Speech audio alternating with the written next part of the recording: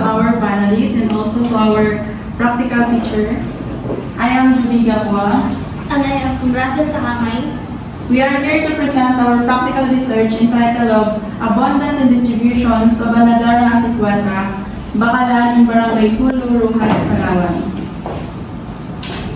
So, Anadara antiquata are commonly known as a blood plants due to the rich hemoglobin content, which imparts a distinctive aridity and significantly enhance their nutritional value. So, Anadara antiquata is classified into the Arcidae family, specifically in Anatremia subfamily. Bivalves play a significant role and offer an affordable source of high-quality protein, and several studies have underscored their nutritional value, while certain species exhibit medicinal potentials. Based on the study of Anadara antiquata, this species is source of high quality protein because this contain calcium, magnesium, potassium, and phosphate, which are very good for consumptions. So our objective is to investigate the habitat preference and environment factors influencing the growth and survival of Anadara antiquata in Barangay Hulu, Rojas, Palawan, to inform conservation strategies and habitat management, evaluating the sustainable harvesting practices and assessing the socioeconomic importance of Anadara antiquata, and to develop guidelines for sustainable resource management, and livelihood enhancement. So, this is my study site is in Barangay Hulu, Rojas, Palawan. So, their main livelihoods are fishing and labor work. So, the Purok Mandaragat area of Barangay Hulu is the primary target locations for the study, covering an area of 15 hectares and had residents of 196.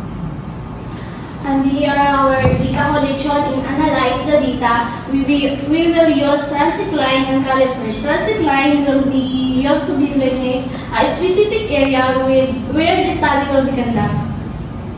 This method involves systematically measuring the recording data along with predetermined line to access characteristic and pattern within the chosen study area.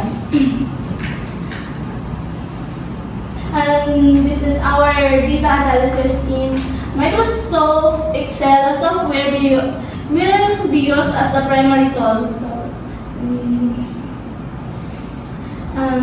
This is our budgetary estimate expenses with transportation, 2 packs and 300, and total cost is 600.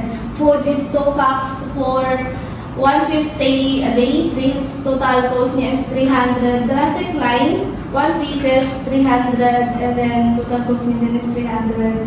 Caliper and straw, 2 pieces caliper and 1 piece straw. Price niya is 10 pesos, and then total cost is 20.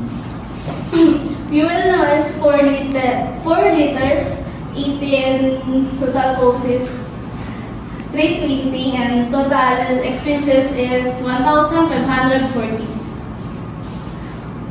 And to our schedule of activity, the month of February we formulate research title and writing of introduction, and the month of March is writing of materials and methods, and April is proposal defense.